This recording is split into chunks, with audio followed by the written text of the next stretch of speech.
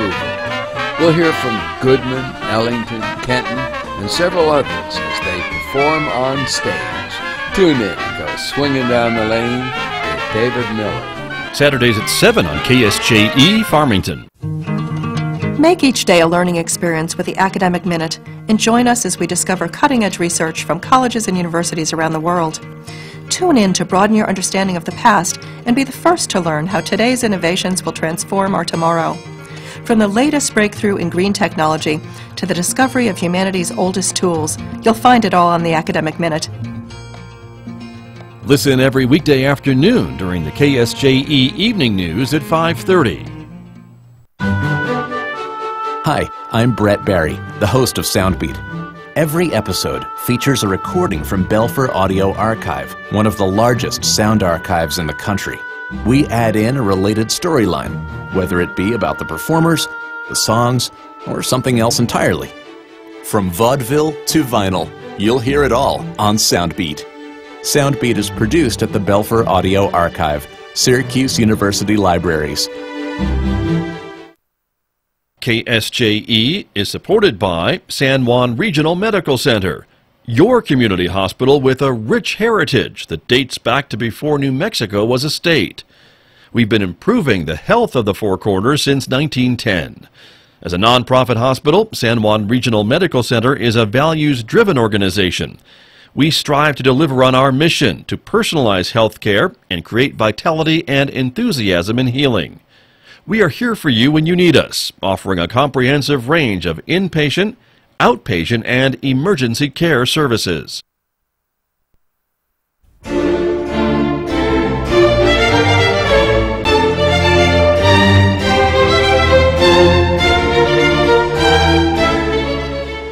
(8:34) Thursday morning here at KSJE. You're listening to the Scott Michlin Morning Program. Good morning, everyone. Good morning to our viewers who are watching us live again on the KSJE Facebook page and YouTube channel. You are seeing a picture of the British Virgin Islands. That's White Bay, where the current temperature is 79 degrees, and the high temperature forecast today is about 80, with a low tonight of 72. Tough duty. And our weather is a little bit different. We are currently at 35 degrees outside our studios here at San Juan College. We're expecting, though, a fairly mild day for us, 55 for a high this afternoon with partly sunny skies and 31 overnight. Again, partly sunny tomorrow with a high of 53, and then a chance of showers in the forecast for the next couple of days, Saturday, Sunday, and Monday, with highs right around 50 and overnight lows right around 40 degrees. Cooler, though, Monday night with a low of 33. I'm Scott Michlin. My guest on the radio this morning, Amanda Evans, is here. She is the coordinator of CHIC, the Community Health Improvement Council. And once again, thanks for joining me. Thanks for having me. You bet. And we were talking a little bit about some of the things that you're doing with the Community Health Improvement Council, the strategic planning, and getting more members and more people to contribute to CHIC. And I want to ask you a little bit more about some of your current projects and things that you're working on this spring. Sure. So the last couple of years, we've been kind of focused on a couple different areas. One great project that one of our members started, Jessica Pilati from the Bloomfield Senior Center, started working on a project called Helmets for the Homeless. And so what it is we get, we've had bikes donated and helmets and different things like that that then can be donated to the homeless in the community and used to help them travel around the community safely and more efficiently. And so Total Behavioral Health has been a partner with that, and we're literally looking to, it's kind of the wrong time of year right now for people to be thinking about being out on bicycles, but we're hoping to kind of get it revived this summer and look for more donations, maybe people who might know how to repair bikes, because sometimes we've had bikes donated that weren't in kind of working order and that we couldn't pass on. So we've looked. But wouldn't take too much work maybe to get them usable, not completely gone, but just sure. Not quite where they need to be. So, you know, people, that's one of the things we've talked about with the strategic planning is really looking for, we all would like more funding, but we have some great community resources out there that maybe you can't attend a meeting every month, but you might want to do a class for bicycle safety for a group of the homeless or just community members. stores. You might know how to repair bikes, so you want to come in and help us do that. You want to donate some items, things like that. So anything out there. People have talents that we don't know about, and so maybe they want to just volunteer some of their time. And it could really be paid forward, I guess, by doing it from projects like you're talking about. Right, and it's sometimes the small things. We've taken on big projects in the past, and we've taken on small things that just need kind of a temporary push to maybe get it going, and so we're always looking for ideas like that we can work on as well. So if somebody knows of something going on in the community, we have presentations. Right now we're doing the strategic planning at the meetings, but most meetings we have a 20 to 30 minute presentation, so people can come and talk about something that's going on in the community and get on the agenda and kind of get feedback on maybe how we could help or how we could get another group involved. Very true. Very interesting. And I know you also work on we've been talking a lot about community gardens and food security and things like that. That's another component of CHIC as well, is it not? Right, and that's something we've worked on for probably the past 3 years, and so we're looking at whether we'll move it forward with the strategic plan or whether that's something that we can kind of turn over to some of the other groups that's gotten more funding. But last year we actually went into grocery stores and did surveys.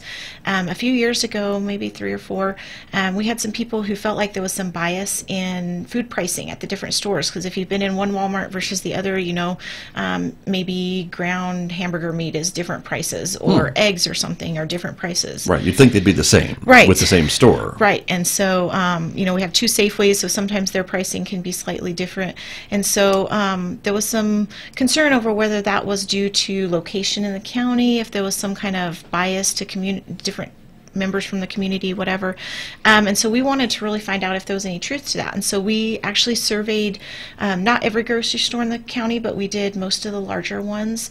We had students and members from the CHIC go into the grocery stores and actually have a price list where they wrote down prices on certain items. Especially we were trying to stick with things that are covered under WIC or things those like staple that. Items maybe that you would buy for your family. Sure, got it. Cheese, eggs, milk, those kind of things.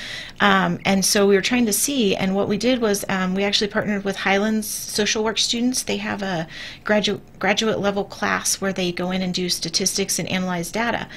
So we turned it over to them and one of their professors, and they analyzed it, and what we found out was there was no statistically significant difference. So you might have 20 cents here or 20 cents on this item, but there's really, overall, if you look at prices in general, there was nothing really different. Well, that's good. It kind of evened out, I guess. Yes, maybe if something was cheaper in one store, it might have been a little more expensive somewhere else, and evened out. Interesting. And so what we took from that is pricing might not be an issue, but what we might want to do is work with the community on how do you go to these different stores and utilize the sales, utilize different budgeting methods to really get healthy food at cost. And so with that, we brought in New Mexico Extension Office. They have a couple different people that work with like the growers market and with cooking classes and things like that, and brought them in to really educate us on the members of the CHIC on what they do and how they do it, and maybe how we can help. So we've been looking at possibly doing a social media campaign, maybe creating a Facebook group where we could talk with people, have maybe contest on who has the best recipe for a locally grown food or something like that. And so and then we've been really great because we have healthy kids, healthy communities, like I said, NMSU Extension Office that come to meetings for CHIC, and they've been able to work with other groups outside of CHIC and bring in resources for, there's a new program, Local Foods, Local Places, I think. Right. And so they've gotten some funding to do some great things, and so we're really looking at how we can partner with all of those, because we definitely don't want to be duplicating anything. We want to utilize our resources to the best we can, but if there's some way we can help them out. And so that's part of the strategic planning process, is looking at, is that something we want to continue with, or do they even really need our help at this point? So it's kind of just looking at where we can fit best with the resources that we have. Sure, right. And I do know next week when we do our monthly Chick interview here on KSJE, we'll be talking about kind of the food component of Chick and what the plans are maybe for this upcoming growing season and things along that line. So it's kind of some exciting stuff that's happening in that area because, as you mentioned, there's been some funding that's been awarded, and so because we have a lot of great ideas, but sometimes it does take money to implement them, and so this seems to be we're putting our money, the government or somebody's putting their money where our mouths are, literally, for this type of topic. And what's great about it is not just, like I said, resources in the community are also great because we've gotten, again, some great funding that will help. They've been able to hire some people to do some great projects and start looking at doing a food hub downtown. They've looked at, and we had someone actually I don't want to say who because I can't remember. Right. But patients will be able to tell you. Okay, next week. Yes. Stay tuned, everybody. That's what we say, right? Tune in again. I know. It always escapes me right when I need the information. But we had someone donate space for a community garden last year, so That's I know right. Patients has been working on that. And so all these things are really great because, like I said, that's part of what the Health Council is looking at. A lot of times we don't think about whether our food makes us healthy or not, and something we should be. Do people in the community have access to healthy foods? Can they get the transportation to get them? Because if you really think about our county, we have a few concentrated areas with grocery stores, especially here in Farmington. We have 4, 5, 6 grocery stores where people can access food. But then even if you go to kind of the south side of Farmington, there's not really a grocery store really close to some of the places down there. Right. So they have to travel a ways to get healthier options. We have the growers market, but it's not all year round. But it's a great resource for the community. So we're just looking, and then if you look, even going out west, we have, the West Walmart here, but then there's not a lot until you get to Shiprock. So, True. And people live in between there, so they're driving quite a ways to get healthy options. And so any way we can make the community healthier by making it easier for people to get to those options. Right. There's a term I think they use called food deserts, Yes. isn't it? And that's the whole idea, is that maybe a lot of folks, their closest source of food is a convenience store. Yes. And those don't always have, nothing against convenience stores, No. but they don't always have the healthiest options. Right. And if you're trying to get healthy food for your family, you've got to drive that extra, who knows, 20 minutes, 30 minutes, 40 minutes, who knows. Yep. Yeah, or find a way, we have, what's wonderful is we do have the Red Apple Transit, so you can sometimes utilize that to get to where you need to go to, but again, it doesn't run all hours of the day and night. True. Like some big cities have transportation that does, so convenience stores have their place, but there's not a lot of produce in them or things that, there's a lot of processed foods and things like that, so there's not as much access unless you have a reliable way to get there. Right, and that's what you're talking about and Right. what the focus is in some parts of Chick, I suppose, Yes. to try to find those problems and figure out ways maybe to resolve them. Right, and it's really, and that's one of the great things about Chick is sometimes we're not necessarily the place that's going to solve the problems, but we're going to bring the people to the table that will. And we try to make it to where, like I said, we have so many different groups coming that, some months it's not, when someone does a presentation, it's not necessarily that we can solve all their problems when they tell us, maybe they need this or that. But then someone else, we've had months where somebody would say, hey, I know an organization that does that. Maybe you guys can partner, and they wouldn't even know that connection. And so that's one of the things I love about Chick is it's always a surprise where you'll find like that networking piece where people can say, well, I don't have this, but I know someone who does. Right. And that's kind of what Chick is all about, too, Yes. is to bring all these folks to the table. Yes. Even if they can't be at every meeting every month, Right. you still have kind of that continuity of being able to talk about what's needed, Right. what you have identified as a need in the community, and maybe somebody knows somebody who knows somebody that can maybe help address that need. Right. And it can be as simple as, right now we're looking for help printing some educational materials so we can get the word out about Chick, and we don't have the funding to do that. So, maybe someone has, maybe there's a graphic designer who's going to school and needs some work to do for their portfolio that they're willing to do for free and willing to help us with some brochures and things. Or maybe there's a printer listening out there that's willing to print us 500 copies of something as a donation. So it doesn't always have to be money that people are helping with. It can be a lot of other other things as well. Right. And of course you mentioned too with the bicycle program and project that maybe someone can just tinker with a bike and get it back in working order, and that can be a big benefit to CHIC and to this program of helping our homeless population. Yes.